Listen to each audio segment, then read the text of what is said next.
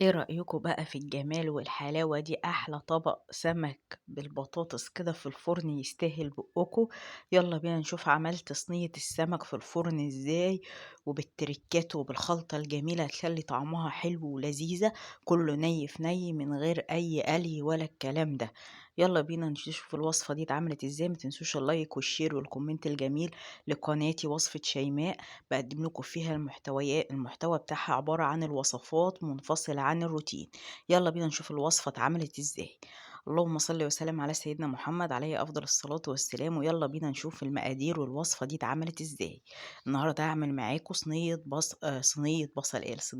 سمك بالبطاطس بتتبيلة حلوة جدا، تنفع للرجيم، تنفع للأكل الصحي، تنفع الأكل في الصيف. مش عايزين بقى طبايخ ولا الكلام دوّة، عايزين حاجة خفيفة كده سهلة وسريعة. معايا هنا حوالي من ربع كيلو طماطم، ربع كيلو بصل، فلفل أخضر حامي وبارد، وتوم. يالّا بينا نعملوا الخلطة بتاعة السمك اللي أنا هاتبّل بيها السمك. معايا البصل هادّي له كده فرمة، كل المكونات هافرمها معايا في الكبة، عايزة تخرّطيها على إيدِك براحتك. هافرم كده البصل والطماطم والفلفل الأخضر حامي وبارد بقى عشان يبقى طعمها كده سبايسي ومشطشط وجميلة.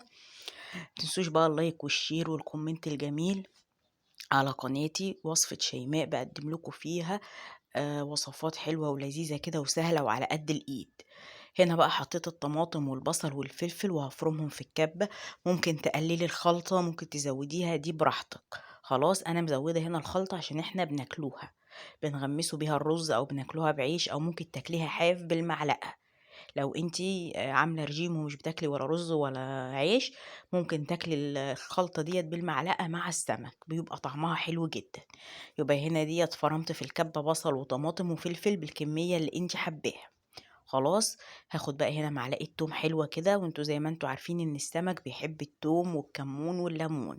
خلاص، حطيت بقى إيه 3 معالق خل حلوين كده، وهابتدي بقى أعصر الليمون عشان الخلطة الجبارة بتاعتي ديّة تدّي طعم حلو ومذاق جميل للسمك. خلاص، لا إله إلا الله سيدنا محمد رسول الله عليه أفضل الصلاة والسلام. يبقى التتبيلة بتاعتي عبارة عن بصل، توم، فلفل، طماطم، ليمون، خل، ملح مبهر اللي هو فيه كمون وكزبرة ناشفة وشطة وبس فقط لا غير. عندِك عود بقى كزبرة أخضر اعمليه افرميه بإيدِك. هنا بقى فرمت عود كزبرة أخضر كده بيدّي طعم وريحة جميلة في السمك. هابتدي أفرمه كده، ما رضيتش أضربه في الكبة عشان ما يبقاش ناعم أوي، عايزاه كده يبقى باين في الخلطة. يا رب تكون كل حاجة واضحة ليكم وكل حاجة موصّلها لكم. هنا بقى أنا خرّطت كده 3 بطاطسيات، وقطّعت كده طماطماية لشرايح كده عشان بقى إيه أحطها على وش السمك. هنا بقى باقلّب الخلطة الجبارة اللي ريحتها تتاكل حاف، يعني عايزة تتاكل حاف والله يا جماعة. هنا بقى جِبت الصينية وجِبت السمك دوّة اسمه شخورة، ما أعرفش بصراحة في بلاد تانية بيبقى اسمه إيه. غسلته حلو جدًا ونضّفته وسِبته يتصفّى كده. وبعد كده هابتدي بقى إن أنا إيه، أحُط الخلطة بتاعتي الجبارة الجميلة اللي أنا عملتها. هاقلِّب كده البطاطس بالخلطة الحلوة ديّة زي ما أنتم شايفين كده، علشان البطاطس تشرب من الخلطة وطعم الخلطة يبقى حلو فيها. أهو كده زي ما أنتم شايفين. يا رب صينية البطاطس بالسمك دي تعجبكم، طعمها حلو جدًا يا جماعة وخفيفة كده وما تتعبكيش في الحر ده. هابتدي بقى أحشي كده السمكة بتاعتي من جميع الجهات من الأماكن اللي أنا مفتحاها عشان تشرب من الخلطة. أهو كده يا حبايبي. لا إله إلا الله سيدنا محمد رسول الله عليه أفضل الصلاة والسلام. ما تنسوش بقى اللايك والشير والكومنت الجميل. هحشي بقى السمك كله بنفس الطريقة كده. السمكة طبعا حجمها كبير مش صغير، فبحاول أعمل فيها الفتحات دي عشان تشرب من التتبيلة وبرضه تستوي براحتها، واللحم كده يبقى متملح، لأن السمكة لو مش واصل لها الحدق الحلو بتاعها بيبقى طعمها ماسخ ومش بتتاكل. هنزل بقى ببقية الخلطة كده أهوّة. وعندي بقى شوية بطاريخ كده مطلّعاها من السمك، هاحطها برضه في صينية السمك كده. أحلى صينية سمك بالبطاطس تاكليها، طعم تحفة جدًا، جدًا، جدًا. هاحط بقى شرايح كده الليمون، وهاجيب شوية زيت كده خفيف خالص على وش السمك، وبعد كده هاغطّيها وأحطها في الفرن. عايزة تسويها على عين البوتاجاز براحتك، عايزة تزقيها في الفرن برضه براحتك. حطيتها على الشبكة كده وغطيتها بورق ألمونيا وسبتها تستوي براحتها.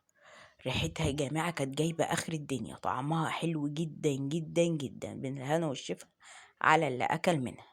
يالّا بينا بقى نشوفها بعد ما استوت وريحتها كده مفحفحة وجميلة. يلا بينا نغرفها مع بعض كده. نشفتها بقى لاني بصراحة ما بحبش السمكة تبقى طرية وبتلظ كده، لا بحبها تبقى ناشفة كده انك تعرفي تاكليها. اهو هبتدي كده اطلعها كده نغرفها مع بعض.